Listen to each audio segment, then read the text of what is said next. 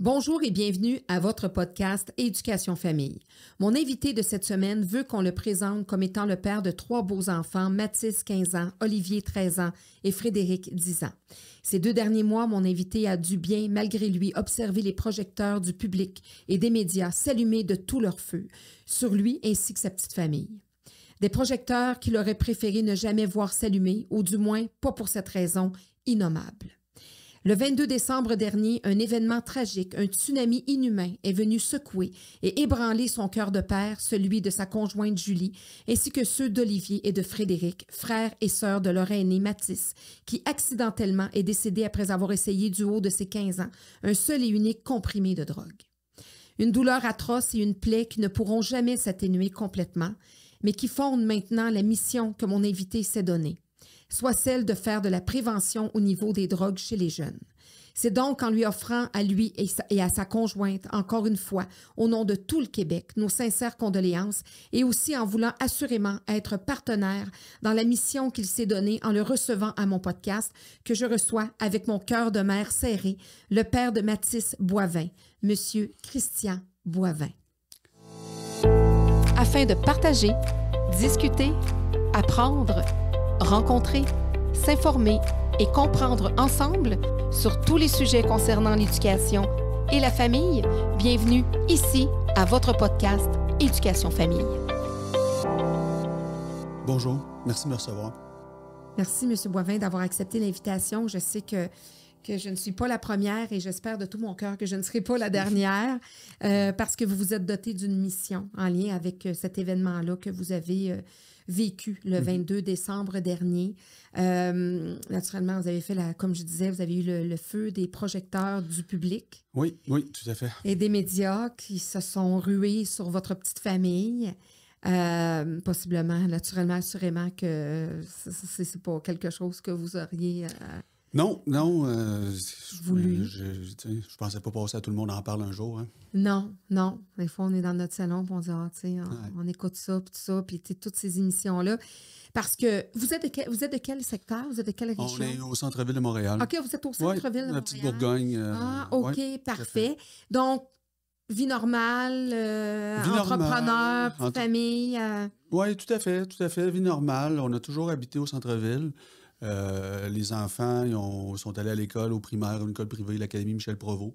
Puis là, Mathis est au Collège de Montréal, où son frère est actuellement secondaire 1. Vraiment une famille, comment dire?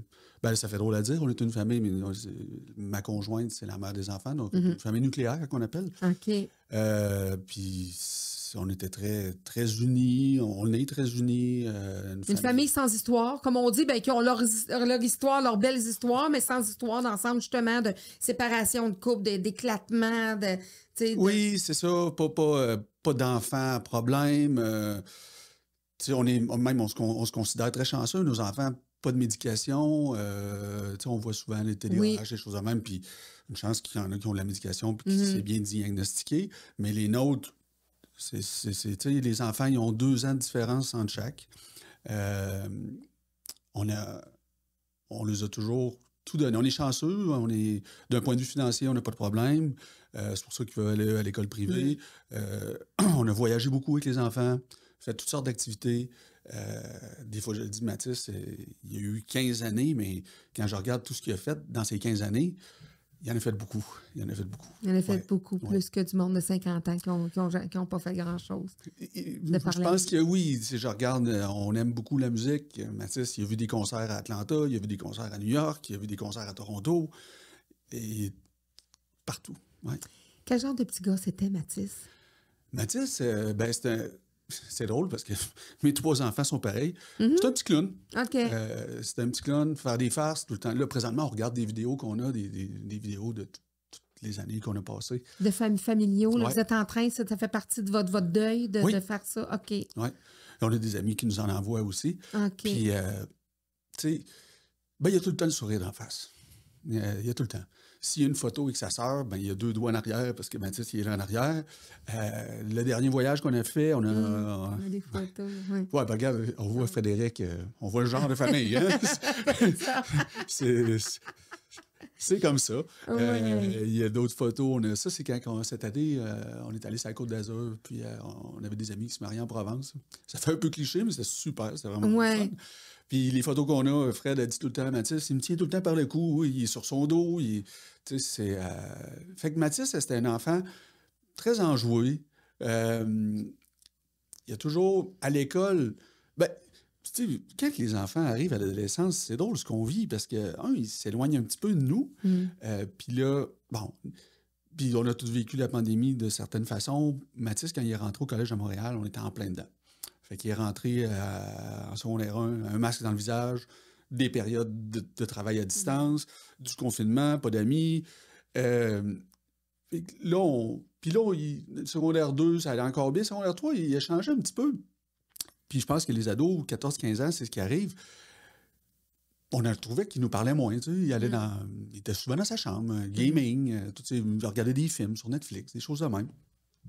Mais on a eu une rencontre de parents au mois de novembre, puis il y avait la directrice de secondaire 3, puis elle nous a dit, Mathis, à cause qu'il y avait certains challenges avec ses performances à l'école, puis elle dit, pourtant, Mathis, tu parles bien et tout, t'es député de ta classe, t'as fait un discours. On l'a appris de sa directrice. Il nous avait même pas dit qu'il était député de sa classe. Mais tu sais, il y avait ses petits secrets. Il y avait ses petits secrets, exact. Mais Mathis, il y avait plein d'amis à l'école. Il y a un de ses amis récemment qui m'a envoyé une vidéo où il chante en chinois, il fait rire tout le monde. Parce qu'entre eux autres, justement sur Instagram, tout ça, Snapchat, ça envoie plein de choses. Ça envoie plein de choses, exact, c'est ça. Fait que Mathis, on se rend compte à l'école, il n'y avait pas d'ennemis. Tout le monde aimait Mathis. Mais bon, ses profs me disaient, il fait des niaiseries.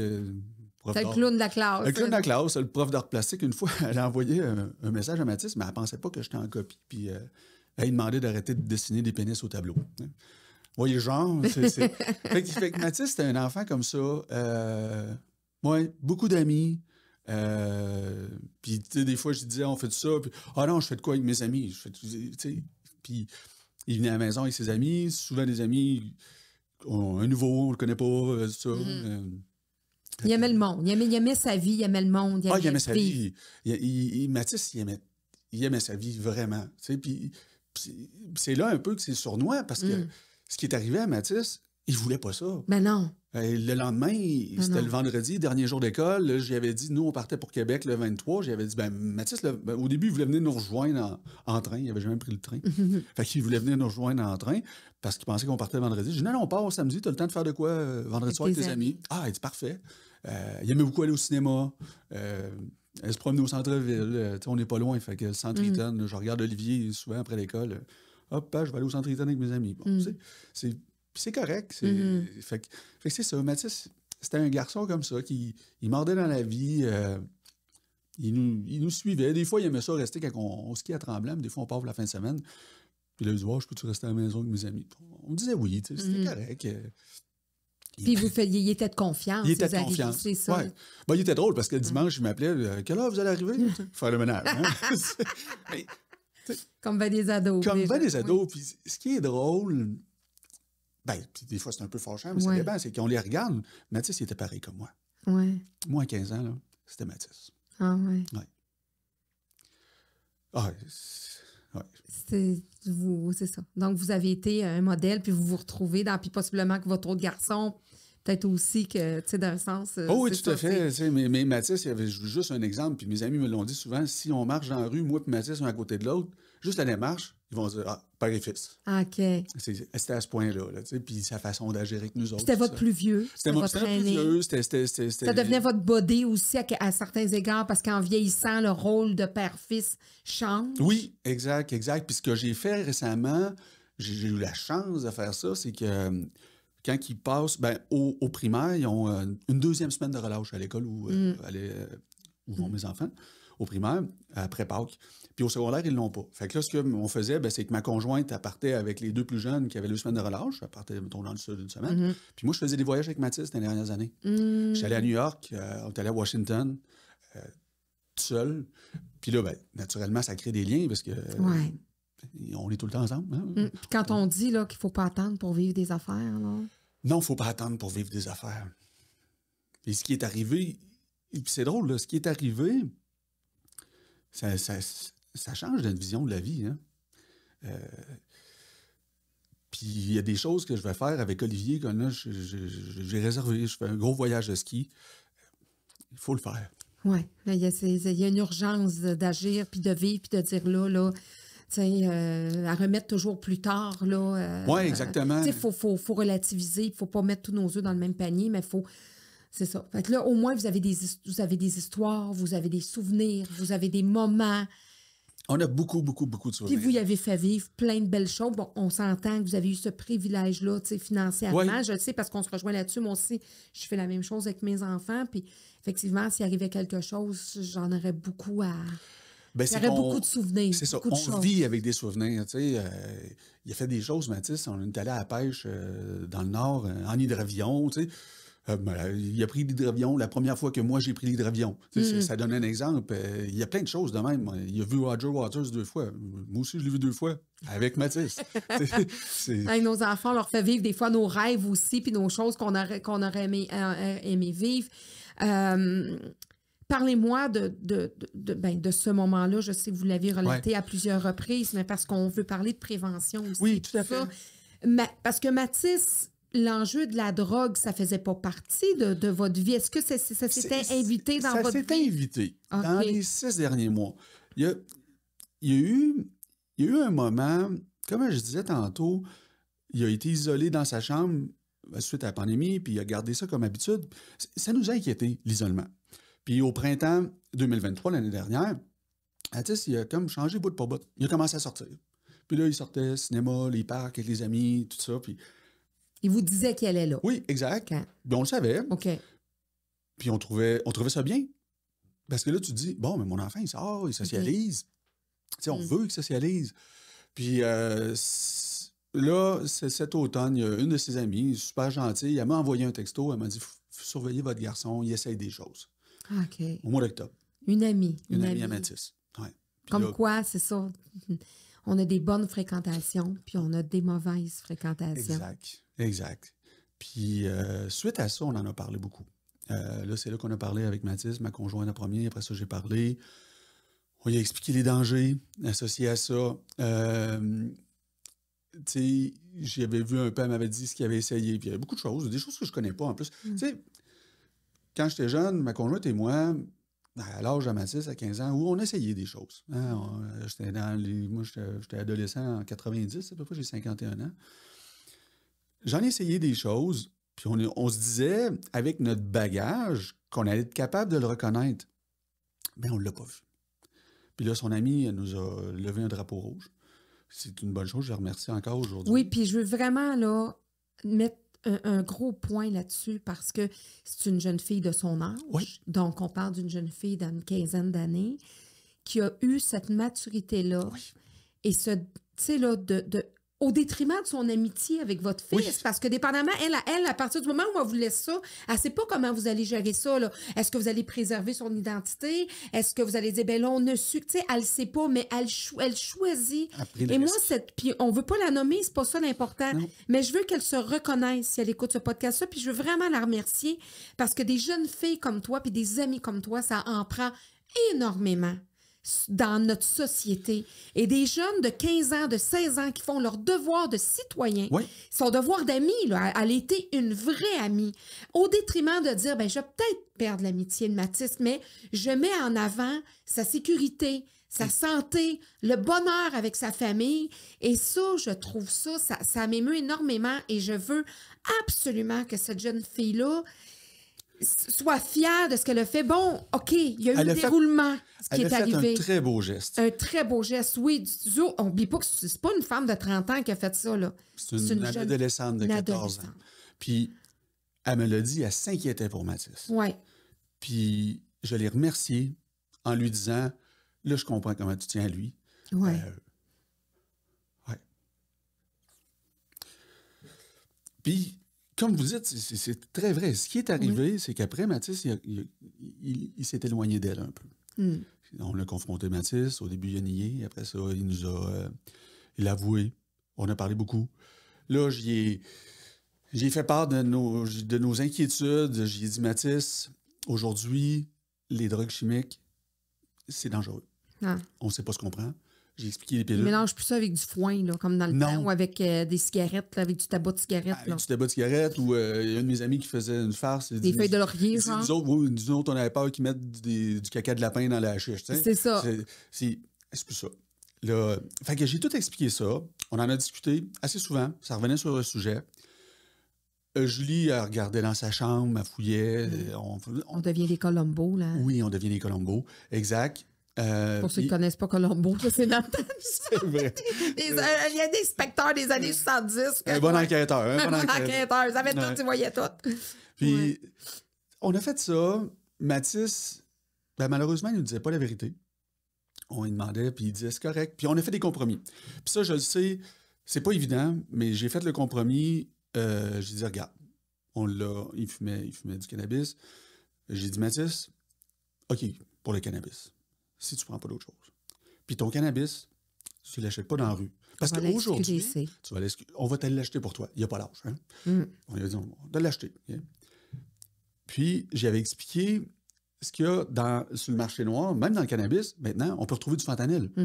Parce que ça crée une dépendance. Puis ce qu'ils veulent, les gens qui vendent la drogue, c'est créer une dépendance pour que le client revienne. Fait qu'ils mettent un peu de fentanyl dans le cannabis. Fait qu'il y en a partout. On l'a fait quelques fois, mais après ça, il ne demandait pas, mais il retournait sur le marché noir. Aller chercher des sensations plus fortes que... Oui, c'est ça. Il cherchait... On ne sait pas qu'est-ce qu'il cherchait. Il ne jamais nommé qu'est-ce que ça y procurait puis pourquoi il voulait avoir ces sensations-là. Parce que, tu sais, on se le rappelle, là, c'est un jeune qui vivait pas des choses, des choses graves dans sa vie, si on peut dire. Il ne semblait pas faire d'anxiété. Tout allait bien. Puis on ne l'a même pas vu. Quand on a trouvé les comprimés le lendemain matin, il n'y avait pas juste ça. Il y avait des sachets de poudre, ils ont analysé, puis il y avait aussi de la cocaïne. Puis là, on s'est regardé, moi et ma conjointe. On n'a jamais rendu compte que Mathis avait l'air de quelqu'un sous l'effet de la cocaïne, puis on sait qu'est-ce que ça a l'air, là, quelqu'un sous l'effet de la cocaïne. On ne l'a pas vu. Puis encore là, je l'avais bien averti, puis je sais que c'est... Là, tu sais, je dis les pilules bleues, c'est l'exemple que je donne, mais il n'y a pas juste des pilules bleues, toutes les pilules peuvent être dangereuses. Mais moi, j'avais dit, Mathis, les pilules bleues, là, c'est du poison. Ça crée une dépendance, ça peut te tuer. Puis on comprend toujours pas pourquoi il a pris ça seul un soir, dans sa chambre. Tu sais, sa chambre est au premier étage, nous, on est au rez-de-chaussée, on regarde la télé, comme un jeudi soir, moi, je venais de tomber en vacances, c'était ma première journée de vacances. Puis, il a pris ça seul, puis encore là, avec du recul, quand il arrive un événement comme ça dans notre vie, là, suite à l'événement, là, notre cerveau, on ne pensait pas qu'il pouvait tourner de même. On revoit tout. Qu'est-ce que j'ai pas fait? Qu'est-ce que j'aurais dû faire? La culpabilité. La culpabilité, on essaie de la garder loin, la culpabilité. Puis j'en parle avec beaucoup de monde, comme vous savez. J'en parle ouvertement, j'en parle dans les médias. Puis souvent, ça revient culpabilité. Vous ne pouvez pas être coupable. Non. Puis les gens qui nous connaissent bien, que ce soit des amis proches, des collègues de travail. Nous, on habite près du marché Atwater, on est tout le temps là. On est le genre de famille qui fait des commissions à la journée. Ma conjointe, elle a des rabais parce que les autres pensent qu'elle travaille là. Tellement qu'elle la voit souvent. Mais j'ai eu des commentaires des commerçants qu'on connaît bien, qui sont des amis. Puis, mon Dieu, votre famille, vous êtes la famille parfaite. Puis, c'est arrivé pareil. T'sais. Puis Mathis, là, avec du recul, ce que je me rends compte, c'est que j'avais dit, prends pas ça. Mais il aurait fallu que j'aille un petit peu plus loin. Puis là, ça, c'est dans les efforts de prévention que je vais faire. Il aurait fallu que j'explique comme il faut, c'est quoi les symptômes d'une surdose. Parce que lui, là, quand c'est arrivé, jeudi, le 21 décembre, il a pris le comprimé. Il était en train de jouer avec un ami, je pense qu'il devait jouer à Roblox ou Fortnite. Puis, tu sais, ils peuvent parler, là, avec... Il a dit à son ami qui essayait ça. Il pensait que c'était de l'oxycontin. Qui n'est pas bon non plus, hein, qui crée une dépendance, qui est un opioïde, qu'on peut faire des surdoses. Mais malheureusement, le produit qu'il y avait dans le comprimé, ça s'appelle de l'isotonitazène. C'est 5 fois plus fort que le fentanyl. Des grains de sable, ça tue quelqu'un. Fait que lui, il a pris ça. Puis là, après ça, il a dit à son ami, il dit, j'ai comme des moustiques dans les bras. Tu sais, quand on est engourdi, quand on dort sur un bras, c'est ça qu'il a eu comme premier symptôme quand il le disait à son ami. Puis là, après ça, il a dit, je pense que je vais me coucher. Parce que ça endort aussi, ça, c'est un autre symptôme.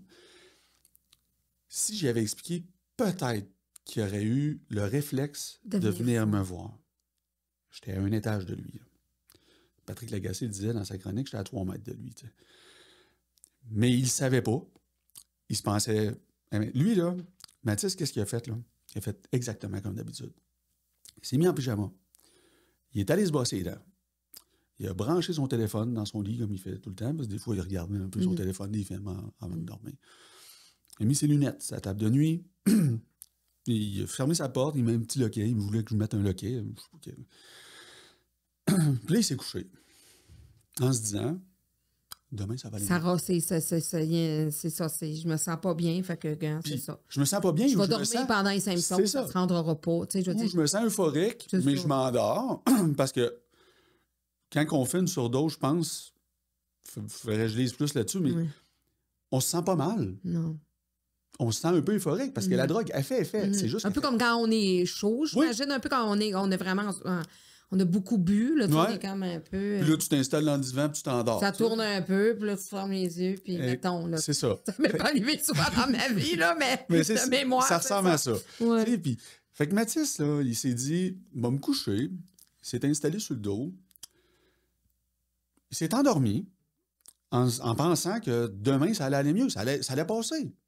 Il allait se lever, il allait faire sa dernière journée d'école. Puis c'était les vacances, puis on s'en allait à Québec, on allait skier à Tremblant. Quand je dis qu'il pensait pas, Julie partait avec lui, puis Olivier à New York à Pâques, là, justement. Là, cette fois-là, elle partait avec les deux, puis moi, je partais avec la plus jeune parce qu'on échangeait.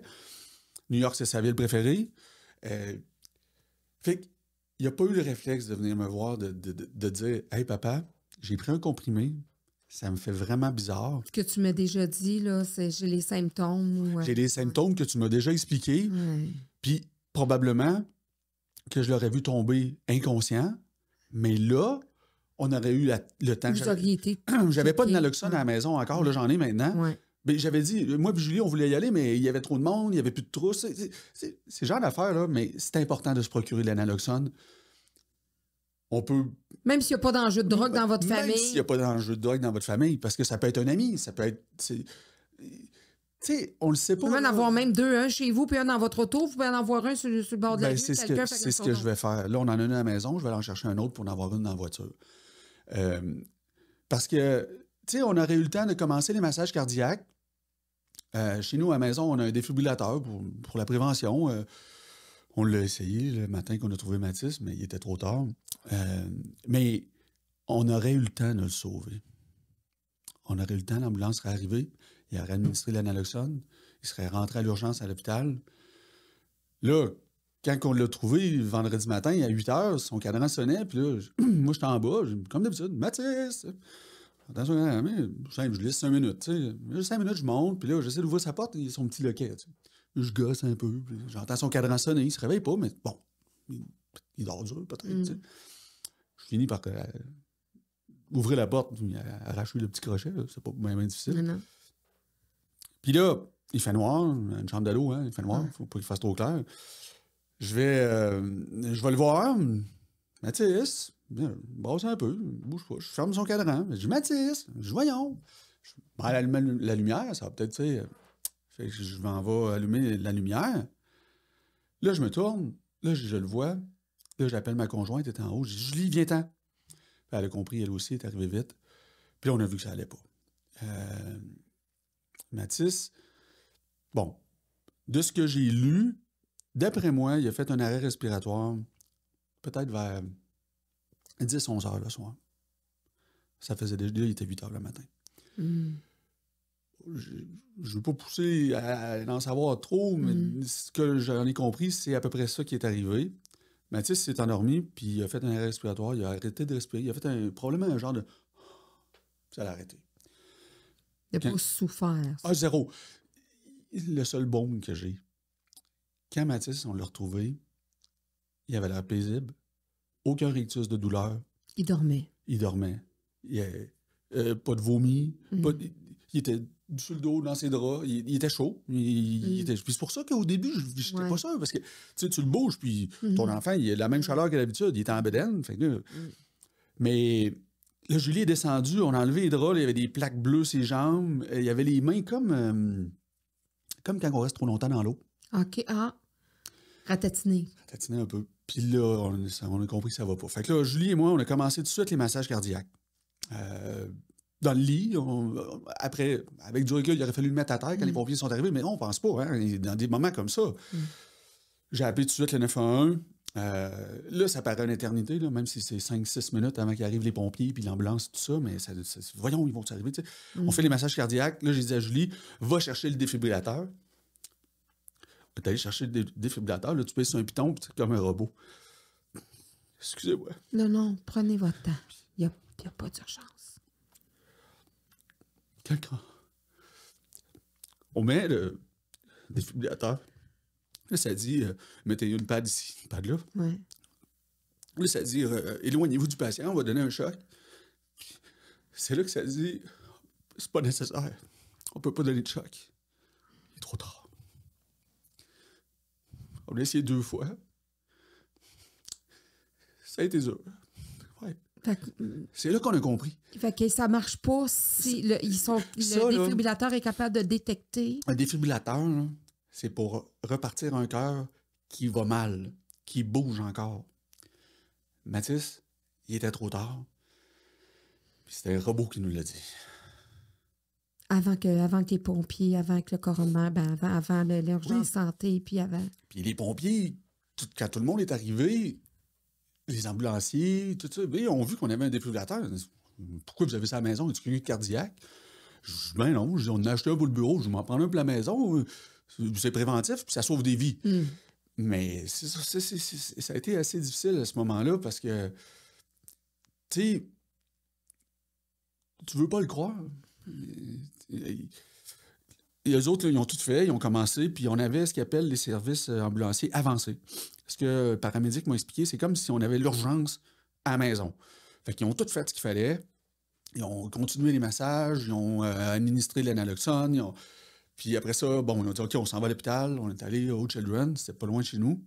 Là, à l'hôpital, il devait être 20 à essayer. Puis, ben, il était trop tard. Tu sais, ils font les tests, là, c'est des choses qui vont rester ça nous reste dans la tête tout le temps. Bon, ils se relayent tout le monde. Puis le Mathis, il est branché, fait qu'on voit le moniteur. Là, t'as l'espoir, puis là, t'as l'espoir. Puis là, à un moment donné, il faut qu'il arrête. Il dit, OK, on arrête, puis là, on regarde le moniteur. Puis là, tu vois la ligne qui repart. Là, tu sais, puis là, tu cries, let's go, Mathis. Puis il n'y a rien. Non. Est-ce que vous le sentiez à quelque part? Avez-vous vécu des... Bon, c'est sûr que, tu sais, il y en a le subconscient, il y a eu plein de monde qui ont des théories, mais avez-vous eu, à ce moment-là... Puis là, il y a les 2 autres enfants qui sont là. Ben, Frédéric n'est pas encore arrivé. C'est les policiers qui vont l'amener plus tard un peu. Parce que c'est le matin? C'est le matin. Mais l'horaire... Frédéric était avec sa cousine, était en vacances. Eux autres, ils ont vécu quand on a commencé à crier, puis l'ambulance est arrivée. Ils sont allés dans le sous-sol. Ils avaient peur, ils pleuraient. OK. Les policières, il y a eu des policières qui étaient là, ils ont été super bonnes. Ils sont allés les voir. Ils sont occupés d'eux autres tout le long. Olivier était déjà rendu à l'école. Il commence un peu plus tôt. Secondaire 1-2, il commence plus tôt, secondaire 3. Fait qu'Olivier ne savait pas encore. Donc, toute la manœuvre, puis tout ça, eux autres, ils n'ont pas vu ça. Vous avez vécu ça avec votre conjoint. Oui, exact. J'ai vécu ça avec Julie. Puis, tu sais, toutes ces manœuvres-là, un moment donné, le médecin me prend, puis il dit, il faut arrêter. J'ai dit oui. Puis, ils vous prennent en charge, puis... Oui. Ben, il nous laisse du temps avec lui. Ah ouais? Oui. Qu'est-ce que vous faites à ce moment-là quand vous prenez du temps avec lui? Est-ce que c'est quelque chose... Ben, on le colle. On lui flatte les cheveux. On y parle. Puis, c'est ça. Là, après ça, j'étais allé chercher Olivier à l'école. Je lui ai dit dans la voiture du paramédic, qu'est-ce qu'il y a? Je suis Mathis, c'est pas réveillé. Olivier. Après ça, difficile. On s'est tous rejoints à l'hôpital. On a eu du temps avec lui. Puis, tu sais, une autre étape qui est dure, c'est... Un moment donné, il faut s'en aller. Hein? Ouais. Mais là,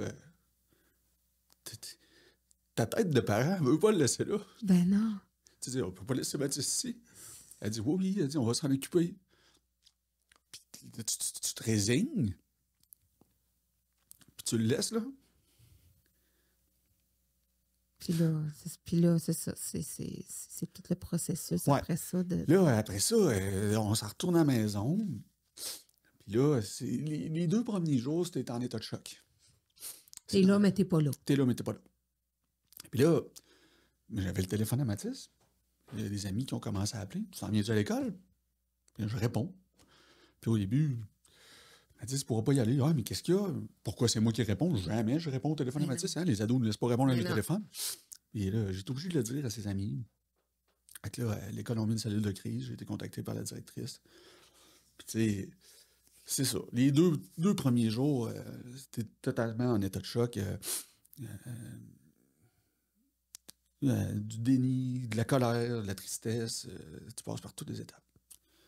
Puis là, déjà, rapidement, il arrive des affaires plates. Tu sais, cette année, le 24 au matin, on était au salon funéraire pour les arrangements. Le 24 décembre. Puis, tu sais, je les appelle. Puis la personne, elle dit, avez-vous magasiné? Non, ça se magasine pas, ça. Ils ont super bien fait ça. On a trouvé la meilleure place pour Mathis. C'était sur le Mont-Royal. C'est là qu'on voulait. C'est un endroit qui représente notre famille. Tu sais. Mais... Puis rapidement... Tu sais, on a des drôles de réflexes, là, mais juste... c'était pas confirmé par l'analyse toxicologique des comprimés, mais le 22 au soir, je l'ai mis sur Facebook pour mettre en garde les gens. Tu sais, rapidement, Mathis s'est pas réveillé, les maudits opioïdes, parlez au monde que vous connaissez. C'est votre façon d'exulter, une des façons que vous avez exulté ça, c'est votre... Ça m'a fait du bien, ça m'a fait du bien. Ah oui, tout à fait. Julie, naturellement, elle n'était pas capable, comme beaucoup de monde, puis c'était pas sa façon de... Oui, parce que votre femme est plus ben, de ce que j'ai vu très, très courtement quand on s'est rencontrés, tout le monde en parle, elle semble plus retirée, c'est une femme un petit peu plus... comment... Elle me supporte à 100% dans ma démarche, mais comme elle dit, t'es bon, parce que moi, je serais pas capable, puis je veux dire... Puis c'est normal, c'est tout à fait normal. Oui. Puis si on y va plus large, là, un des problèmes de la crise des opioïdes, là, c'est qu'il décède 50 personnes par mois au Québec. 50 par mois. Là, vous, ça a été médiatisé, mais ils ne sont pas tous médiatisés. Là. Ils sont pas assez. Mais non.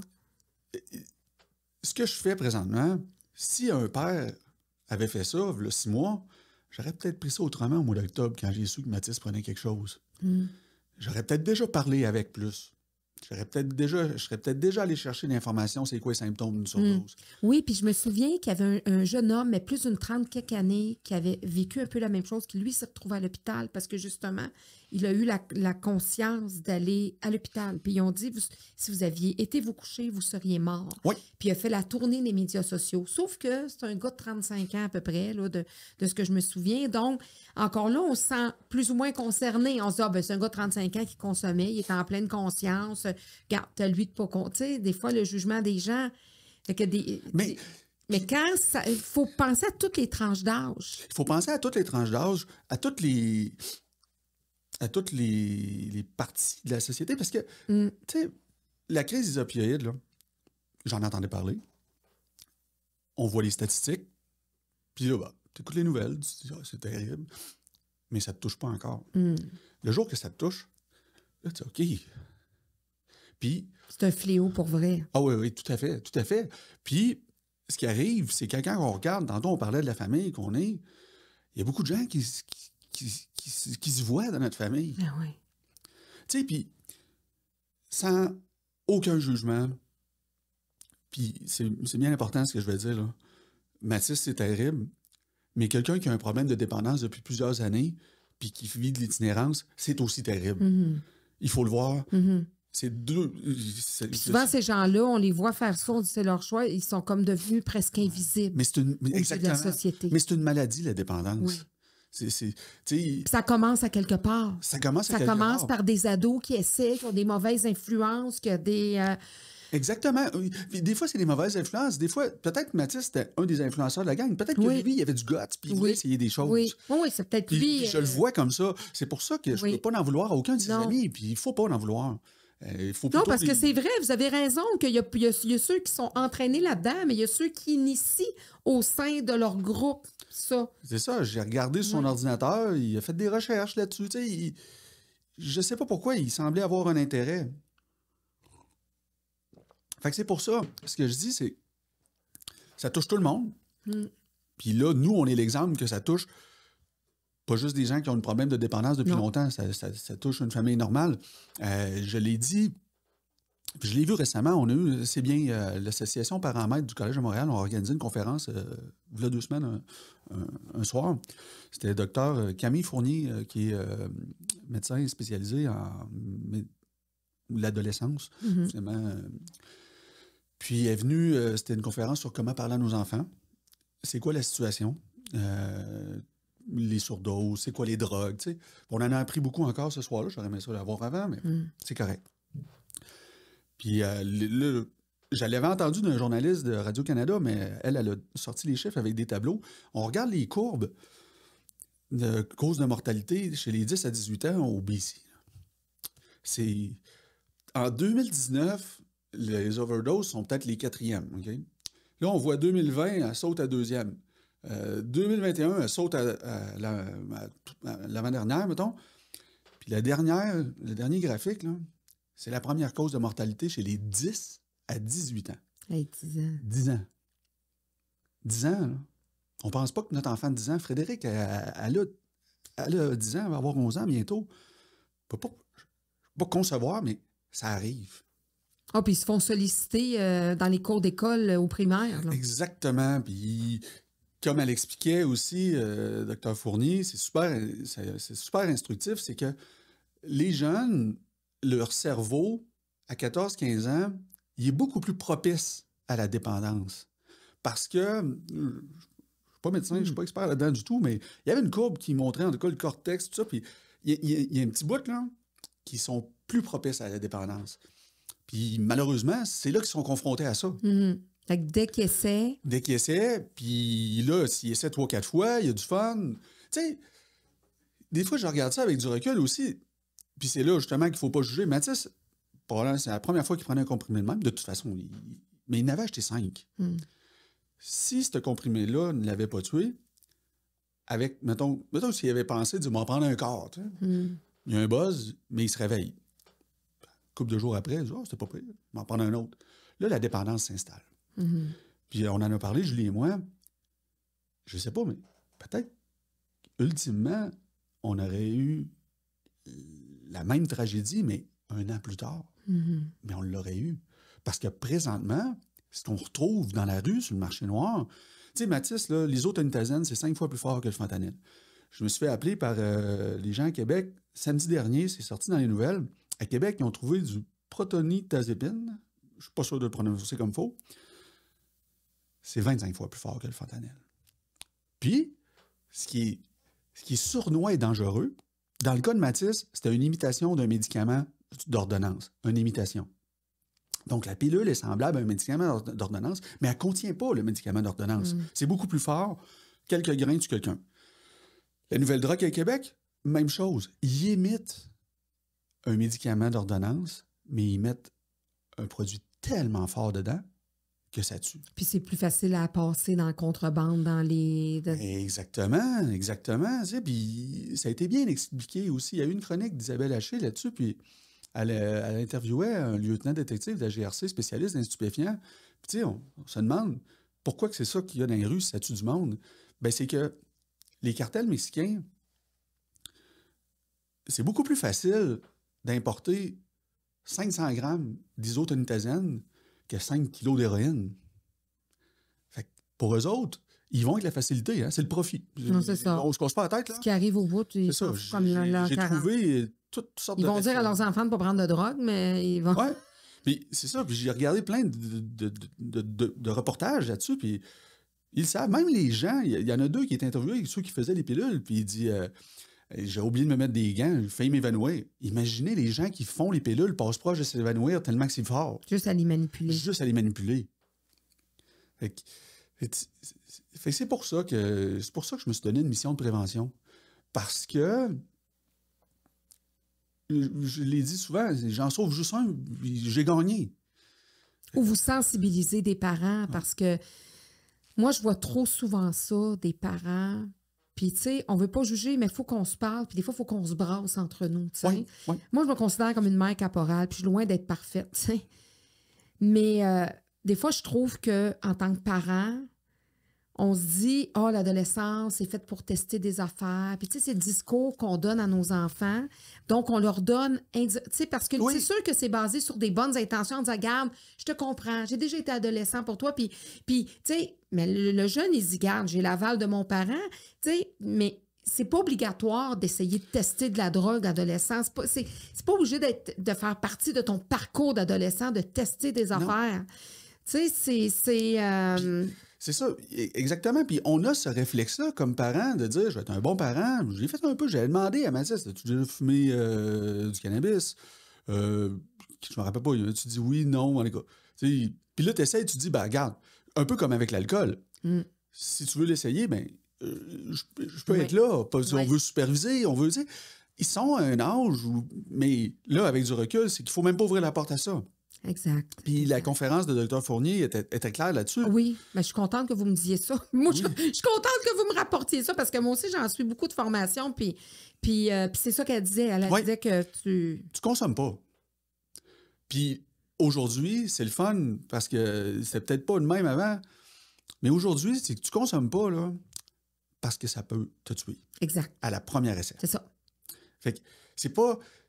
je reviens à mes années 90, il n'y en a pas de drogue qui tuait. Je me souviens, moi, c'est ça, mais je me souviens qu'il y en a qui disaient ça, il va y avoir de la crotte de lapin là-dedans. C'est ça. Tu sais, ça pour... Mais ça tuait pas. Et puis nous rendre bien malades, là, dans le sens...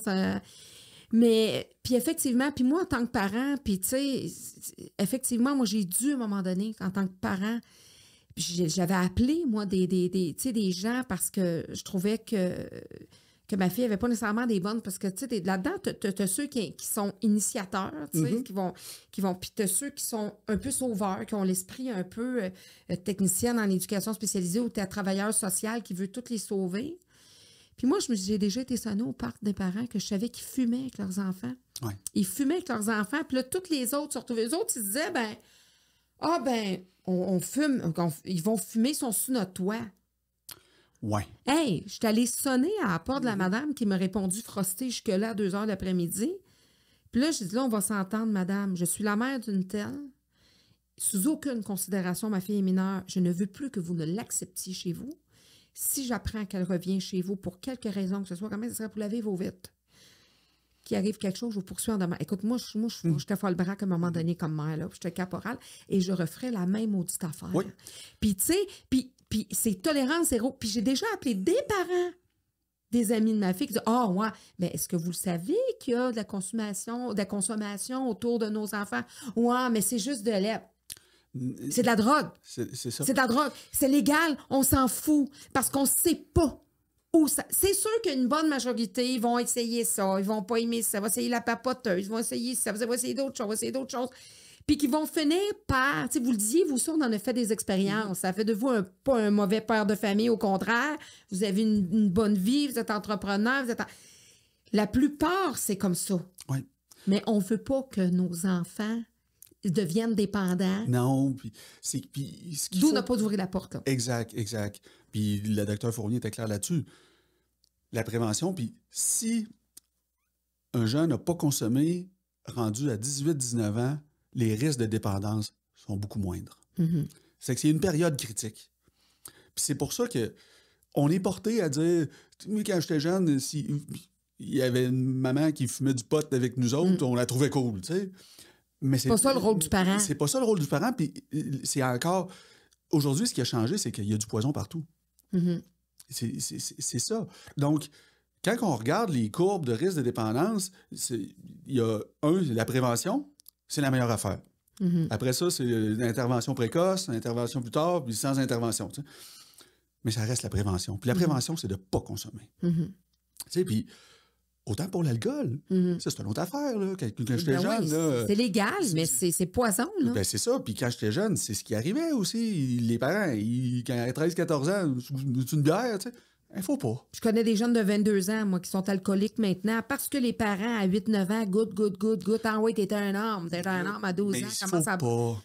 C'est toujours pavé de bonnes intentions parce que le parent, ce qu'il veut, c'est tisser un lien avec son enfant. Puis, moi, j'en parle pas aujourd'hui avec vous pour juger ces parents-là, Non. mais pour les sensibiliser, de dire, vous n'êtes pas là pour être amis avec vos enfants. Vous êtes là pour... Les encadrer. Les encadrer. Puis, tu sais, tout à l'heure, vous disiez, on a même été jusqu'à dire, on va aller l'acheter. Puis, c'est vous, moi, je suis aussi ce genre de parents-là qui dirait, écoute, c'est ça, on va t'aider à t'enlever. Oui, c'est un compromis parce que je veux pas perdre le lien avec toi, mais je vais payer pour toi, puis on va aller dans un endroit plus encadré. Mais le but, c'est pas que tu prennes ça jusqu'à 40 ans, là. Non. Puis si j'avais pas eu besoin de faire ce compromis-là, parce que si Mathis n'avait pas eu de consommation, je n'aurais pas offert d'aller l'acheter. Tu sais, c'était comme... La porte était déjà ouverte. Tu sais, je suis en affaires, puis des fois, il faut négocier. Hein? Bon, ben, c'était une négociation que je faisais avec mon adolescent. Tu sais, c'est comme une autre chose aussi qu'il faut que les jeunes fassent attention. Mathis, il y en avait, on en a retrouvé ce qu'ils appellent les wax pens. OK. Ça, c'est comme un peu une cigarette électronique, mais c'est du THC qu'il y a dedans. Puis les concentrations là, qu'on a trouvées, là, ben, c'est marqué sur la boîte. C'est comme commercialisé. Hein? On dirait qu'on achète de quoi au dépanneur. Je ne sais pas où ce que Mathis procurait ça, mais il y a 97-98% de THC. Le cannabis qui vendent à la SQDC, c'est 20%, 25%. Donc, c'est fort comme ça. D'où ça ne l'intéressait pas trop au niveau sensation. Ben, peut-être, c'est ça. C'est de la merde. Mais ça, il faut que nos jeunes fassent attention à ça. Parce qu'encore là, dans un wax pen, on peut mettre du chimique qui rend plus dépendant. Puis ils sont pas fous, les criminels. Ils sont pas fous. Ils sont fous, mais... Ils sont malades mentaux. Ils sont malades mentaux. Ils sont exécrables. Ils sont là pour faire de l'argent. Ouais. Hein? Puis on ne pourra pas l'éliminer. Moi, c'est pour ça aussi que, tu sais, si j'ai décidé de faire de la prévention, parce qu'il y a du monde qui m'ont demandé, est-ce que tu en veux à celui qui a vendu ça à Mathis? Si j'en veux à celui qui a vendu ça à Mathis. Mathis, il avait 15 ans. Celui qui a vendu ça, là, il avait peut-être 20 ans. Il savait-tu ce qu'il y avait dans la pilule? Pense pas. Puis s'il l'arrête, là, puis qu'il a une peine, je ne sais pas trop, le lendemain, là, il y a quelqu'un qui va prendre sa place dans la vie. Fait que moi, pourquoi je fais de la prévention? C'est que c'est pas moi qui va réussir à enlever ça des rues, ces produits-là. Non. Mais s'ils n'en achètent pas, ben ils vont arrêter d'en vendre. Moi, je vends des données. Tu sais. Si personne ne m'en achetait, ça ferait longtemps que j'en vendrais plus des données.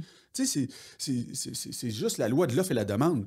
Fait que si on réussit à faire assez de prévention pour qu'il n'y ait plus de demande pour ce type de pilule-là, moins de dépendance, moins d'achats, ben on va renverser la roue. Mais là, présentement, c'est qu'il y a de la demande. Fait que c'est pour ça que... Puis tu sais, la prévention, j'ai parlé avec la directrice de Jeunesse sans drogue Canada. Puis là, ben, je n'avais entendu parler, on les entend à la radio, mais je n'étais pas allé voir le site web, là, à cause qu'on avait un appel. J'en ai profité, ben, je dis, mon Dieu, c'est bien fait. Comment parler à nos jeunes? Pour les jeunes, aller lire c'est quoi les drogues, tu sais. Mais elle m'expliquait, eux aussi, c'est une cause de prévention. Mais elle dit, c'est pas sexy, la prévention. C'est pas magique de ramasser des fonds. Parce que on agit en amont, qu'on voit pas de résultats. C'est dur de calculer les résultats parce que tu n'auras pas de dommages. Ce qu'on veut, c'est pas de dommages. Mais il y aura toujours quelqu'un quelque part qui va en prendre puis qui va arriver. T'sais, malheureusement, des histoires comme Mathis, il y en aura encore. On n'en veut pas, mais... Si vous saviez le nombre de témoignages, à cause que je suis sorti public, j'ai reçu plein de témoignages. Beaucoup de témoignages de support, de tout ça. Puis je me trouve chanceux, j'ai pas eu de témoignages déplacés. OK. Ça, c'est une bonne chose. Oui, parce que ça aurait pu. Oui, ça aurait pu. De jugement. Puis s'il y en a, je ne le lis pas. Julie a vu quoi le moment donné, puis elle est en train de répondre. Je dis non, regarde pas ça. Non. On pousse ça tout de suite. Mais ce qui m'a frappé, c'est que mon garçon, ma fille, ma cousine, la fille de ma coiffeuse, ma blonde, c'est trop fréquent. C'est trop fréquent. Et c'est ça. Mon fils, de 2 mois, il y a quelqu'un qui m'a dit mon fils, on l'a trouvé 3 jours après dans son appartement, 24 ans, 21 ans, 15 ans, 16 ans. Des jeunes qui sont décédés. Des jeunes qui sont décédés de surdose. Il y en a trop. Il y en a trop. Tu sais, j'ai parlé au ministre Carman des services sociaux, on a eu une bonne conversation, puis, tu sais, moi, j'ai plein d'idées de prévention. C'est sûr qu'il y en a qui sont possibles à faire, c'est sûr qu'il y en a qui sont pas possibles. Ça va toujours être, là. Mais tu sais, je vais donner un exemple. Je l'ai parlé l'autre jour à la radio, je pense à Québec, mais quand il est arrivé la pandémie, dans les écoles, on a tous reçu le one-pager de la santé publique. Si je tousse, si je fais de la fièvre, porte un masque, va pas à l'école, fais ci, fais ça. Ben, je pense que ça serait bon pour les opioïdes. S'il y a ça, consomme pas tout seul. Tu sais, toutes les règles. Là. Consomme pas tout seul, aide l'analoxone. Idéalement, consomme pas, mais on pourra pas l'empêcher. Mais au moins, donner les règles les plus sécuritaires. Ou les signes avant-coureurs. Si malgré toute la prévention, tu décides de faire des choses qui n'est pas un choix, ben voici les... Surtout, fais jamais ça tout seul, puis si tu as tel symptôme, il faut absolument, sinon, tu ne reverras plus ta famille. Il faut que ça soit punché. Il faut qu'il soit conscient que la conséquence, c'est la mort. Mathis, il n'en était pas conscient. Il faut qu'il soit conscient de ça. Puis c'est à le répéter, c'est à le dire, puis c'est comme ça que le message va finir par passer. Puis si des parents prennent pas ça au sérieux, parce que moi, j'ai déjà attrapé une petite fille avec un pot maçon plein de potes, là. J'ai confisqué. J'ai dit, ce qui est chez moi, c'est à moi. J'ai appelé la police. Hey, la mère m'a appelé pour m'engueuler. J'avais confisqué le plat maçon de potes de sa fille qui vendait. Non, mais tu sais, quand tu as des parents comme ça, là, puis que sur 10 parents que tu appelles, il y en a une qui est un peu crackpot comme toi. Moi, je dis crackpot parce qu'on se sent marginal. Mais pourtant, sinon, on est au front puis on se dit ça n'a pas de bon sens. Ça peut être très, très, très dangereux parce que nos enfants, on est leur modèle. Donc, puis, tu sais, je suis une mère parfaite. Là, je peux faire une liste de toutes les bébites que je transmets à mes enfants parce qu'on est tous des humains. Mais, tu sais, je me dis, si en plus, on se dit, c'est cool, tu sais, l'adolescence, c'est du testage, puis on va ci, puis on va ça, ben, regarde, ça se fait au moins dans notre cours, puis. Non, c'est tolérance zéro. La boisson, c'est la même chose. Tu sais, des parents là, qui vont acheter des caisses de bière à leurs enfants au dépanneur parce qu'ils sont mineurs, ben ding-dong. Ding-dong. Si ton enfant est mineur pour en boire et que c'est illégal, ben toi, va pas envoyer l'image d'aller chercher une caisse de bière. Oui. Puis la dépendance à l'alcool... Le cerveau, il réagit pareil. Hein? C'est quelque chose qui fait augmenter la dopamine. Puis malheureusement, entre 14 et 18 ans, c'est là que ton cerveau il est plus propice à catcher ça. Puis, fait que tu sais, c'est ça passe par la prévention. Puis d'être un parent, là, parce que on va dire, bon, c'est bien, ouais, mais tu sais, moi j'ai pas peur de le dire de manière ouverte, très ouverte. En tant que parent très caporal, là, je le sais, ma fille a vit de l'anxiété à un certain niveau dans sa vie. Puis, je ne m'attribue pas toute cette anxiété-là. Je le sais que j'ai une partie qui m'appartient. Mais je l'assume. Parce que quand elle est avec des amis qui grimpaient dans des poteaux d'Hydro-Québec, ben elle avait la chienne, puis elle se mettait à terre. Quand il y avait des amis qui étaient sur des rambardes de stationnement à étage, puis qui étaient sur le bord, puis qui faisaient leur fanfaron, ben elle avait la chienne, parce que depuis qu'il est tout petit, je disais, attention, tu peux... Bon, fait que oui, une anxiété qui est venue avec ça. On fait pas d'omelette sans casser deux. Non, tout à fait. Je vous dis qu'on est parfait, là, tu sais. Puis même les grands spécialistes, les grands, là, on est chacun spécialiste dans nos domaines, mais je veux dire, on n'est pas parfait, on est des êtres humains. Mais je me dis, j'aime mieux que ma fille vive certaines anxiétés à certains égards, puis je vais lui donner des outils pour se défaire de ça. Que d'avoir un appel qu'elle se soit sacrée, qu'elle est tombée en bas d'un pont. On n'est pas à l'abri de rien. Je touche à du bois, comme on a dit. On ne connaît pas le destin parce que est-ce que dans une situation comme ça, on se dit, ben il y a le destin était là aussi? Quelle excuse on donne à la vie quand quelque chose, mais à part la situation? On essaie-tu de trouver des solutions ésotériques? On essaie-tu de... Non. On se rattache-tu à des... Ben, on se rattache au fait... Tu sais, comment dire? Ben, moi, je pense qu'il y a de quoi après la mort, mais je ne suis pas religieux, je suis athée. Je le vois autrement. Je pense que Mathis, il est bien. Tu dis, il veille sur nous. Ma conjointe, Elle dit quelque chose de vrai, puis c'est vrai. Quand on perd un enfant, là, on dirait qu'après, on n'a plus peur de la mort. Oui, je peux le croire. Parce que tu dis, je vais aller la rejoindre. Il y a quelqu'un qui nous attend déjà. Ouais. Puis c'est pas... On peut avoir nos parents, on peut avoir des gens qu'on a perdus. Oui, on peut avoir des parents, mais quand c'est ton non, enfant, c'est contre nature, là. C'est pas... Fait que ça, c'est quelque chose. C'est pas mal ça, moi. Puis quand Julie me dit ça, j'ai dit, t'as bien raison. T'as bien raison. Fait que... il y a les 2 autres qui sont là, puis vous êtes contents d'être là, puis vous voulez être là pour eux autres le plus longtemps possible. Oui. Mais d'un autre côté, vous dites, ben, écoute, là, vous en avez 3, vous en avez un ailleurs. On a un ailleurs qui... On a un petit toutou qu'ils nous ont donné à l'hôpital, puis on met le parfum à Mathis dessus. Julie a mis, tu sais, un petit cœur, là, tu te fais battre. Là. Ouais. Fait on traîne Mathis partout. Puis il n'y a pas le choix de suivre.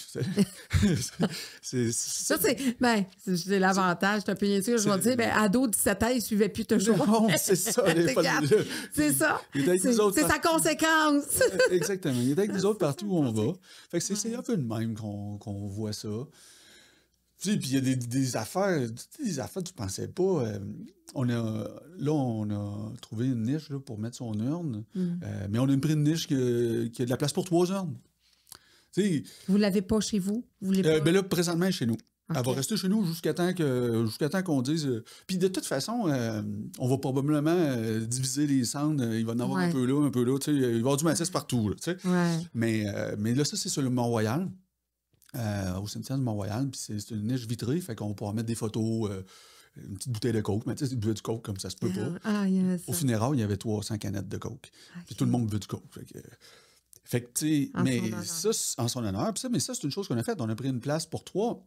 Moi, mes parents sont en vie, chanceux. J'ai pas besoin d'être enterré avec mes parents, tu sais, parce que j'ai fait ma vie, j'ai ma famille. Mais Mathis, moi et Julie, on va aller le rejoindre. Et puis on a trouvé la place pour ça. Puis encore là, c'est sur le Mont-Royal, ça nous représente. Ouais. Fait que c'est toutes des choses de même que, tu sais, on pense pas... Ben, c'est pour ça, au début, tantôt, on parlait de l'urgence de faire des choses. Puis tout ça. Vous êtes encore plus en... Ben, vous viviez déjà beaucoup on vivait bien, tout, mais il y a comme de quoi qui dit, là, c'est pour ça, le voyage de ski avec Olivier, j'ai dit, on va le faire. Il ne prendra pas 15, 16, 18 ans. Non, il va avoir 14 quand il va le faire. Moi, quand j'avais 14 ans, j'ai regardé des revues de ski, puis je voulais faire ça, mais je l'ai fait mon premier à 48. Sauf que on va le faire. Puis il y a des choses de même qui vont arriver. On voit pas l'argent, les avoirs de la même façon. On voit plus les... Non. Mais tu sais, c'est sûr qu'on fait attention. On veut les en laisser. Nous, on a fait des plans pour eux autres, pour les en laisser, tout ça. On veut qu'ils soient bien. Tu sais, une autre affaire, c'est tellement plate.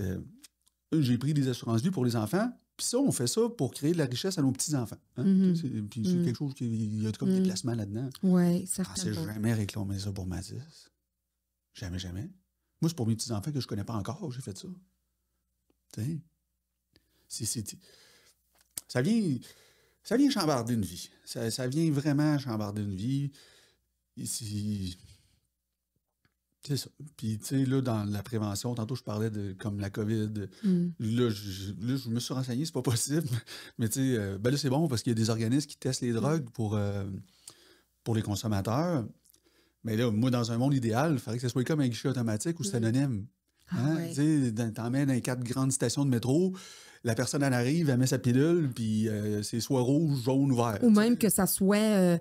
même gratuit, distribué dans les pharmacies, un peu comme justement l'antidote, bien que tu peux être chez toi anonymement puis dire, regarde, je consomme, mais je teste à chaque fois, chez moi, sans que personne me voie. Sans que personne me voie. Ça ferait tomber. Ça ferait tomber. Puis je peux pas croire qu'avec tout l'argent qu'on dépense, avec tout, que ça peut pas se faire, qu'il n'y a pas quelque chose qui peut pas se faire. Ben, c'est sûr qu'il faut que la technologie avance, ça, je me suis renseigné, puis les drogues évoluent aussi, c'est ça, tu sais, comme ce que Mathis a pris, puis la nouvelle molécule qu'ils ont trouvée à Québec, je pense que ça ne détecte pas, les bandelettes de fentanyl ne le détectent pas. Tu sais, c'est vraiment c'est un processus qu'il faut tout le temps qu'il soit en marche. Ben, on le dit tout le temps, le crime organisé, il est tout le temps une longueur d'avance. Parce que, ben, c'est pareil pour ça. On est toujours là pour contourner. Il y a quelque chose qui sort, on est là pour contourner. C'est ça. On regarde les volets voitures, là, que c'est d'actualité. Ben, ils ont trouvé une façon de casser une vitre. Puis, moi, je me dis, si un défibrillateur est capable de dire, comme vous dites, un robot dit, regarde, on peut pas, je me mettrai pas en action pour ça. Ben, je pense qu'il y a une petite machine qui peut se faire, que tu mets le comprimé là-dedans, puis qu'ils disent non, il y a tant de pourcentage de ça, tu meurs. Tu sais, un peu comme une machine à pression, là. Tu t'en vas dans le rouge, c'est ça. Si tu veux mourir aujourd'hui, là, c'est ça que tu prends. Exactement, c'est ça. Tu veux juste avoir du fun. Tu mets ta pilule, c'est rouge, jaune, orange, puis vert, j'ai de la misère à mettre un vert. C'est ça, c'est ça. Mais puis à risque. Peut-être une feuille qui sort qui dit regarde, ça, ce qu'il y a là-dedans, là, ça a causé tant de décès. Tu sais. C'est ça. Voici ce qui arrive. Tu sais. Puis même si ces machines-là peuvent se vendre puis qu'on sait qu'il y a des gens qui consomment, ben tu sais, en plus d'avoir un défibrillateur ou d'avoir chaud, ou avant d'avoir un défibrillateur puis qu'on sait qu'on a des jeunes, on peut dire regardez, fait prévention zéro, tolérance zéro, mais quand on sait que ça rentre dans notre maison, ben, on va l'acheter, cette petite machine-là. Oui. Puis là, ben c'est. Fait que le jeune, ben s'il n'écoute pas les parents ou si c'est plus fort que lui ou c'est l'entraînement de quelqu'un d'autre ou c'est lui qui veut vivre ça, ben il peut utiliser cette petite machine-là. On met des barrières pour éviter que c'est ça, mettre des bâtons dans les roues. Là, pour éviter des tragédies comme Mathis. C'est la fatalité. Là. Vous, c'est votre façon de vivre votre deuil. Oui. Est-ce que vous trouvez, à un moment donné, vous pensez que ça va arriver ou que là, vous vivez, là, ça fait seulement quelques semaines, quelques mois, là, c'est tout frais. Fait que je pense que oui, ça fait partie de votre processus de deuil à vous. Est-ce que quand même, ça vous replonge tout le temps dans de la peine? Est-ce que vous pensez qu'à un moment donné, ça va s'estomper? Vous allez quand même continuer votre combat, mais peut-être avec un certain détachement, un certain recul? Est-ce que vous pensez que vous allez devoir arrêter tout ça pour à un moment donné tourner la page? Non, j'arrêterai pas. Non. À moins qu'à un moment donné, il n'y ait plus de drogue, là, mais on ne verra pas ça de notre vie. Mais j'arrêterai pas. Bon, des fois, comme tantôt, je suis émotif quand j'en parle, c'est normal. C'est très normal. C'est récent, puis... Mais, c'est pas grave de pleurer. Non, pas du tout. Puis, mais non, j'arrêterai pas. Là, les prochaines étapes, là, je me suis fait offrir de l'aide pour ça, puis c'est probablement vers ça que je m'enligne. Je vais peut-être faire une fondation pour la prévention. Tu sais, parce que, bon, la Maison Jean-Lapointe, ils font un peu de prévention, mais ils sont là aussi en aide à la dépendance qui est existante. Tu sais, bon, il y a des choses pour l'itinérance. Là, je vais être ambassadeur pour une fondation qui est en aide à la dépendance, mais moi, je veux vraiment focusser prévention. Commencer à... Jeune âge, là. Oui. Primaire, là. Primaire, exactement. Dans l'âge de raison, 7-8 ans, tu es capable d'entendre des affaires, tu es capable de voir des choses sur YouTube, sur TikTok.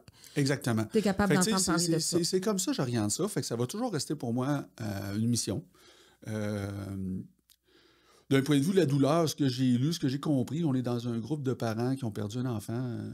Puis on est plusieurs. Malheureusement, on est plusieurs. Puis il y a des gens qui arrivent tout le temps, nouveaux. Puis encore là, je vois les décès de surdose passer. Puis mon Dieu...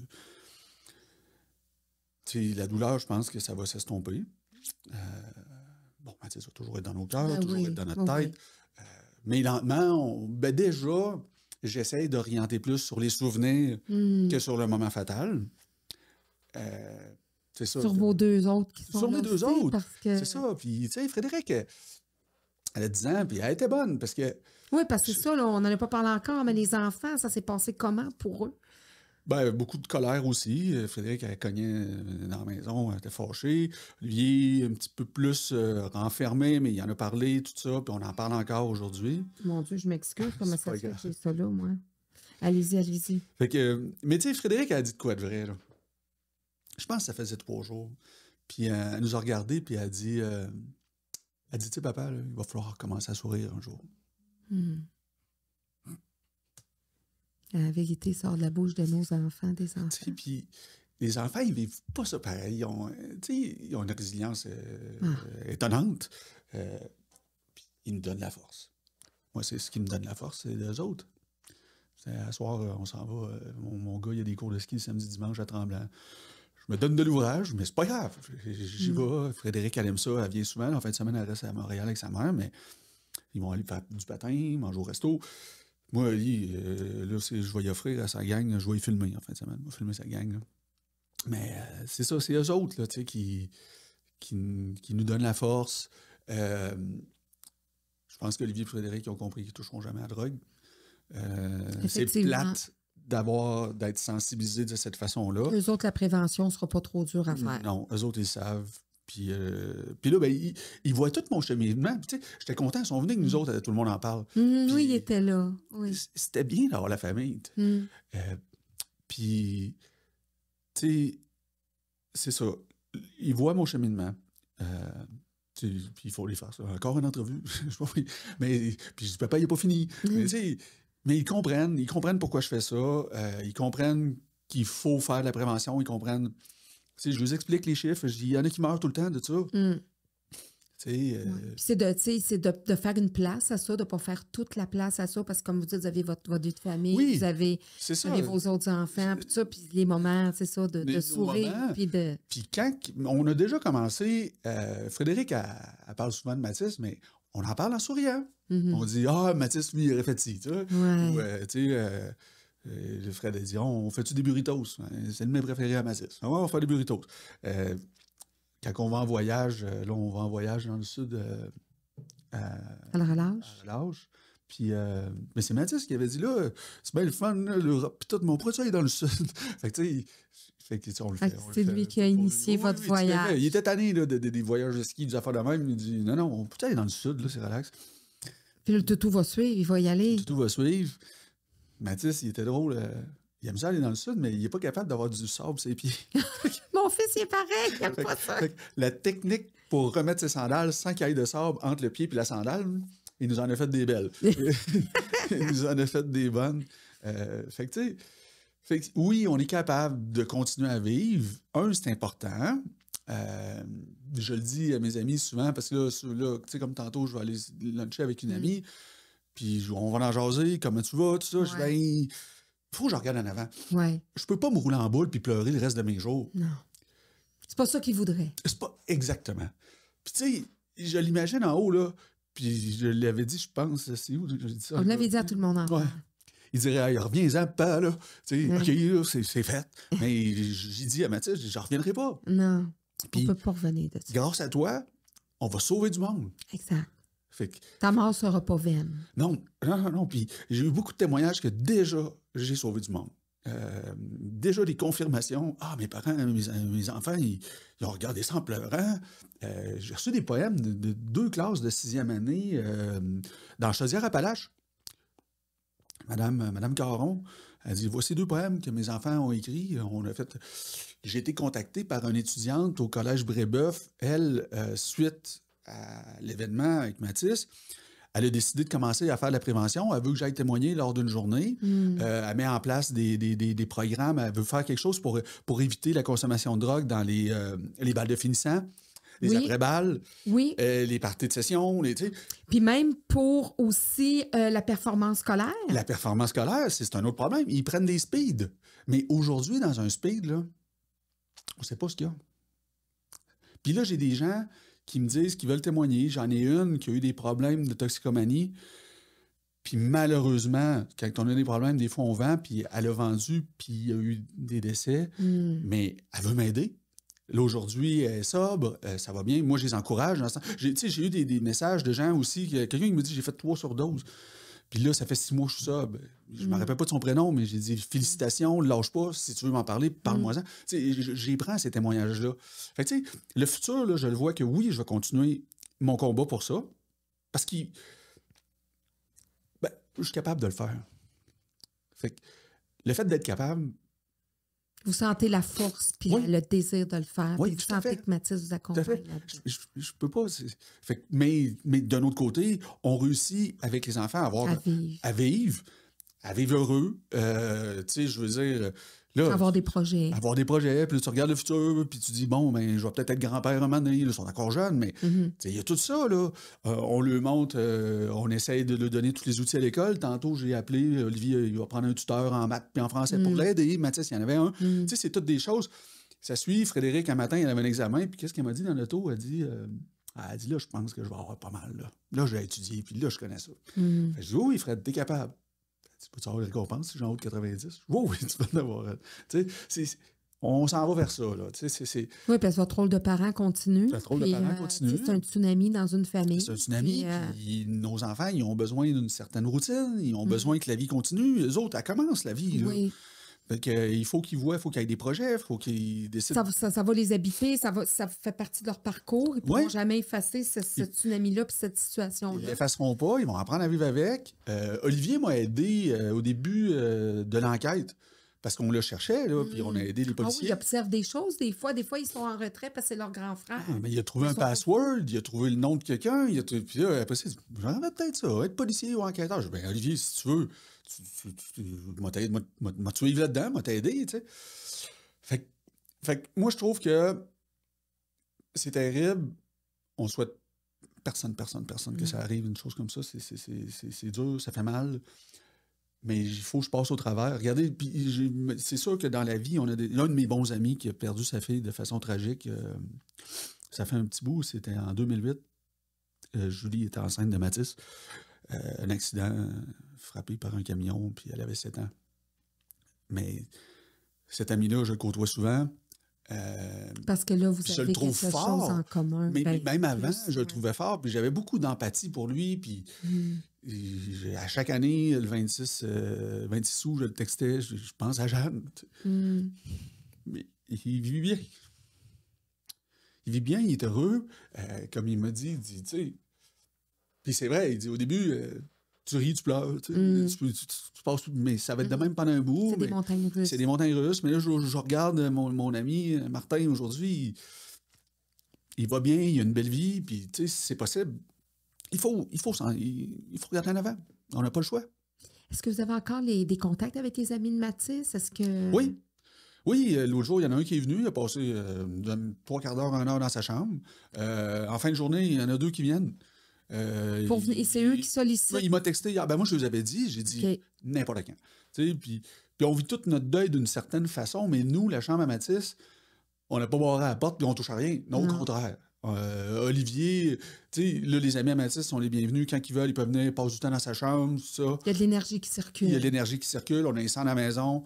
Olivier, il n'y a pas longtemps, il dit je peux-tu prendre l'ordinateur à Mathis? Je vais jouer à Fortnite avec son compte. Il y a des beaux skins. Tu sais. J'ai dit oui, Olivier. Fait que là, puis Olivier met tout le linge à Mathis. Je le mettrai en contact. Moi, j'ai un des grands, numéro 2 européens. C'est le fils d'un de nos amis. X-Wiz. Tu dois connaître X-Wiz, là. Oui. Ouais. Donc, c'est un champion Fortnite. OK. Fait que c'est ça. Tu sais, son de même. Olivier est un peu moins gameux, il aime ça de temps en temps. Mais la chambre à Mathis est ouverte. Nous, on passe souvent dans sa chambre. On sent ses parfums. Tu sais. Puis sa chambre, c'est sûr qu'on s'est dit, elle va rester sa chambre, le temps qu'elle va rester sa chambre. C'est ça. Il n'y a pas d'urgence. Il n'y a pas une quatrième grossesse qui s'en va. Non, il n'y a pas de quatrième. On a une maison assez grande, tu sais. Fait que Mathis, sa chambre, ça va rester sa chambre. Tout est resté là. On garde ça comme ça. Puis ses amis qui viennent, ils vous disent qu'ils ont besoin d'aller comme un peu se recueillir. Ouais. Ils veulent juste, OK. Oui, puis c'est bien. Moi, l'école, la porte est ouverte. Ils viennent n'importe quand. Je suis content. C'est ça. En fin de journée, il y en a 2 qui viennent. Ils passent le temps qu'ils veulent. Ils peuvent souper avec nous autres s'ils veulent. Ça fait du bien de voir des jeunes de 15 ans. Ouais. Des fois, présentement, c'est encore difficile. Ouais. Mais c'est difficile, mais ça fait du bien. Parce qu'on voit Mathis. C'est une proximité. C'était ses amis, il passait du temps avec eux. Fait que des fois, il y a des petites informations de on est allé là avec. Il doit y avoir des fois des informations qui continuent de, tout à fait. De ressortir. Justement, un de ses amis m'a envoyé une vidéo qui est super drôle. Oui. Mathis fait le clown encore. Oui. Puis sa mère m'expliquait que ce soir-là, ils ont parlé de Mathis, puis il riait. Puis, il faut le vivre comme ça. Il est encore vivant auprès de beaucoup de personnes. Oui. Fait que moi, le futur, ça ne m'inquiète pas. Mais comme je dis à tout le monde, vous allez entendre parler de moi longtemps. Donc, c'est pour ça, puis c'est pour ça que je voulais vous inviter aussi, parce que je voulais être partenaire de cette émission-là. Bon, merci. Vraiment avec vous. Puis, tu sais, je sais que votre conjoint est un petit peu plus en retrait, puis c'est bien que vous vous respectiez mutuellement dans la façon dont vous vivez, parce que vous le vivez un peu différemment. Oui, tout à fait. Tout à fait. Puis, mais Julie, elle me dit, je te supporte là-dedans, t'es bon. Parce qu'on a les discussions, j'ai demandé, ça te dérange-tu? Parce qu'on va exposer un peu. Oui, parce qu'elle, ça la met constamment là-dedans. Si vous étiez séparés, c'est une autre chose. Ouais. Mais là, tu sais, vous allez à des entrevues, parfait. Fait que, c'est que vous en parlez Puis constamment. on regarde toutes les entrevues ensemble, on les écoute. Tu sais, l'autre jour à Radio Québec, on l'écoutait, puis c'est bon. Puis c'est ça. Fait que, mais non, elle me supporte à 100% là-dedans. Mais elle aussi, elle veut sauver du monde. Mais comme je disais tantôt, c'est pas donné à tout le monde de parler comme ça. Puis mais moi, ça fait 20 ans que je fais des présentations pour ma job. Je rencontre des clients, puis je présente des affaires, puis je fais des conférences. Puis, fait que mon bagage fait que ça me facilite. Les deux, vous pouvez utiliser les deux situations Exact. pour encore plus amener plus loin ce qui s'est passé pour que justement la mort de Mathis soit pas vaine. Qu'est-ce que vous voulez lancer comme message? Qu'est-ce que vous voulez dire? Qu'est-ce que vous voulez que tout le monde entier sache par rapport justement à ça, à la prévention? Prenez le temps qu'il vous faut. Ouais, mais je pense qu'une des premières choses, c'est vraiment le dialogue. C'est rester proche. Quand on a eu la conférence avec Dr Fournier, elle a dit un peu, un moment donné, elle a dit les indices. Hein? Parce que les autres parents, ils étaient là, puis ils connaissent toute l'histoire à Mathis, c'est au Collège de Montréal. Un enfant qui commence à s'isoler, comme Mathis, mais là, on a la pandémie qui est venue jouer là-dedans, qui est venue nous déranger un peu. Mais bon, un enfant qui commence à s'isoler, qu'on a l'impression qu'il se cache, une perte de motivation à l'école. Mathis, il avait commencé à avoir un psychologue, mais il était d'accord de le voir, tu sais, pour la motivation scolaire. Des notes qui descendent, toutes ces choses-là. Puis moi, je pense que la première chose la plus importante, c'est d'avoir un bon dialogue, d'être proche de nos enfants, de réussir, parce qu'ils vont s'éloigner, mais essayer de le ramener proche. Jamais couper les ponts. Jamais couper les ponts. Jamais couper les ponts. Passer un message aux jeunes ou à n'importe quelle personne qui consomme de ne pas avoir honte. De ne pas avoir honte, de demander de l'aide s'ils sentent qu'ils ont besoin d'aide. Parce que si on prend la dépendance aux opioïdes, là, c'est le fun, là, pas trop longtemps. Parce que là, on a déjà des symptômes de sevrage. Puis on le sait qu'on a un problème quand on commence à avoir des symptômes de sevrage. Ben, pas attendre, pas avoir honte. Levez la main. Hey, j'ai besoin d'aide. Il y a de l'aide disponible.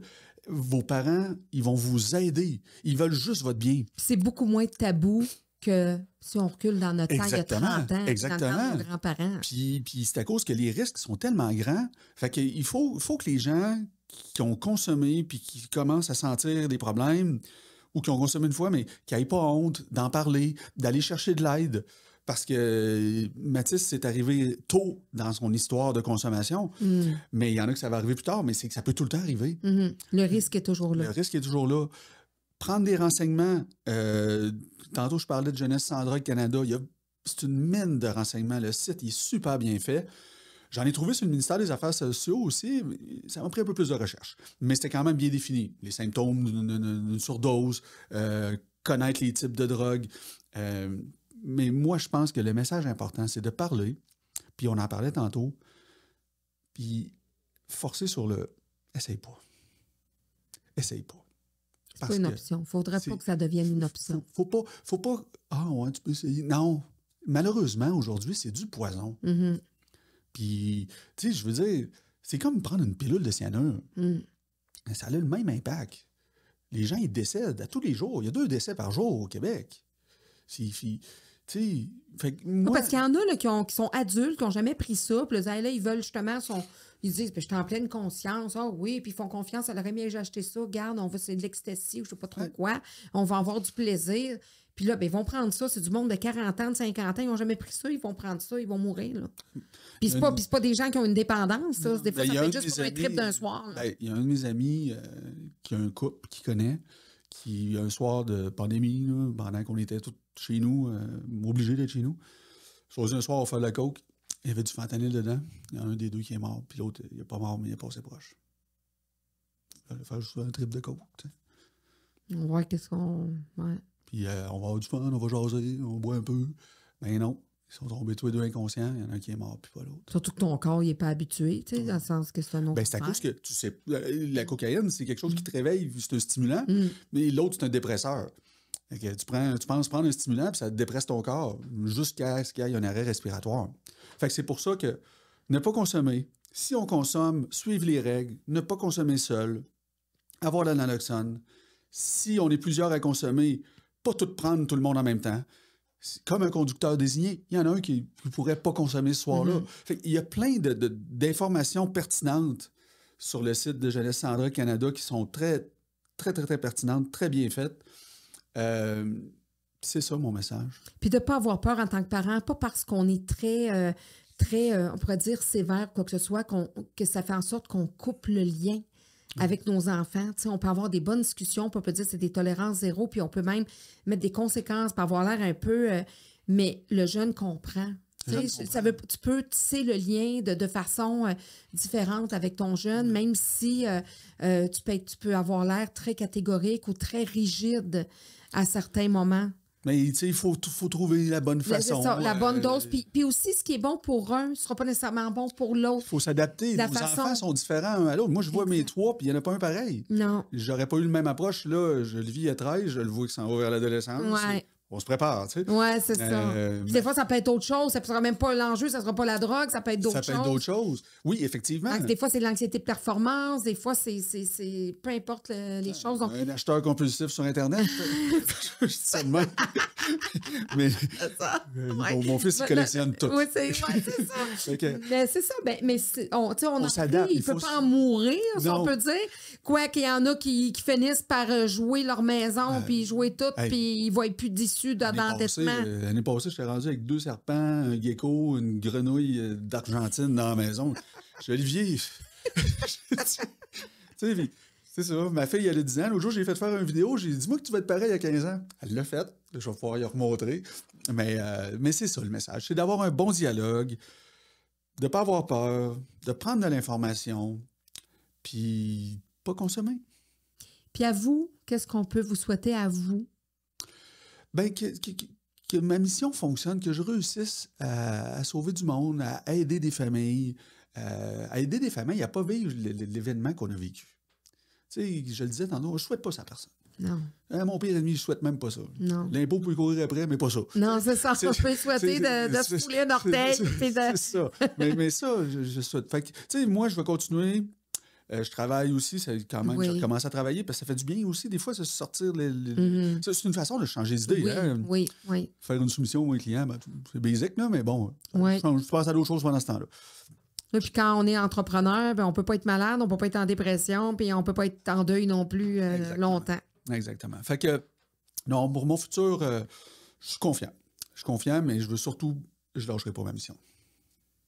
Bien, je vous remercie, M. Boivin, vraiment d'avoir pris le temps avec moi. Et moi, à tous mes invités que je reçois, je remets toujours un diplôme. Parce que j'étais un prof. Oui. Habituellement, aux hommes, j'offre souvent le cadre noir. OK. Mais ça ne me tentait pas de vous mettre encore dans le deuil. C'est bon, c'est bon. Alors, j'ai choisi le blanc pour la lumière, la pureté, pour la couleur des anges. J'ai choisi pour Mathis. C'est bon. Alors, certificat d'engagement décerné à Christian Boivin pour son rôle de père de famille aimant et accompagnateur, pour l'ouverture qu'il a envers les différents enjeux des adolescents, pour avoir fait face à l'innommable et l'invivable, pour avoir choisi de parler, de dénoncer plutôt que de se taire et s'effacer, pour la mémoire de leur fils qu'il veut maintenant maintenir et garder, pour la mission qu'il s'est donnée de vouloir faire de la prévention au niveau des drogues chez les jeunes, pour la force et le courage que sa conjointe et lui vont puiser en eux afin de continuer d'être des parents aimants, présents auprès d'Olivier et de Frédéric. Pour cette force transmise par l'amour de Mathis. Parce que ce combat-là, vous savez que vous ne le faites pas tout seul. Non, je sais. Il n'est pas loin. Il n'est pas loin. Pour cette étoile qui les guidera et les protégera à jamais. Merci, M. Boivin, et sincères condoléances et courage à toute la famille. C'est très gentil. Merci beaucoup. Merci beaucoup pour cette rencontre. Puis, si vous avez besoin de moi dans votre fondation, peu importe, si vous avez besoin de moi, ça va me faire plaisir. Et puis, en espérant que votre mission et la mission de Mathis et de toute votre famille puisse sauver, continuer, parce qu'on sait que ça en a déjà sauvé des vies, que ça sauve plein de vies et que ça fasse surtout aussi beaucoup de prévention. Merci beaucoup.